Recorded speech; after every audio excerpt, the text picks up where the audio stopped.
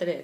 From Gucci to Halston, Laura Ashley to Viva, there are plenty of brands making the 1970s fashion their own back in the day, giving us the hippie chic, power dressing, glam rock, and even punk, all with an exceptional time of 10 years. Fashion in the 1970s were diverse, reflecting a new interest in clothing, a self-expression. No single look encompassed the decade. Early 1970s fashion continued 60s theme of pop art, op art, psychedelia, with bold prints and bold colors, and even geometric designs. Bohemian styles of the hippies mixed Victorian with fantastic colors as well as ethnic elements. Art Nouveau added a serious romance with the flowing natural lines of mucha posters, then moved to the Edwardian colors and long printed dresses with lace of ruffled prints. The civil rights movement of the recent past grasped at their own freedoms.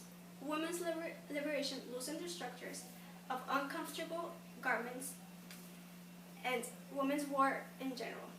The gay liberation movement led to gender-bending styles and feeling of self-determination. People felt free of social dictates no longer ruled by the elite fashion houses. The oil crisis led to mid-1970s recession. A poor economy of unemployment of youth squeezed their pocketbooks. Usually, uneducated youth looked for clothing that expressed their individuality or unique garments for low prices. If you look at photographs of the 1970s, you can see that men and women wore similar styles. High-waisted pants were even worn by women and men, unlike today. Men also began wearing flowing scarves, lipsticks, but obviously the bold colors were left for women.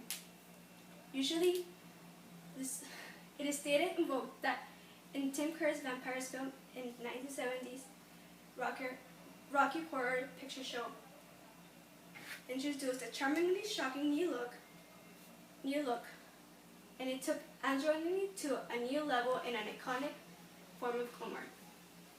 In the 1950s, independent designers began to open their new shops, featuring unique styles for young people.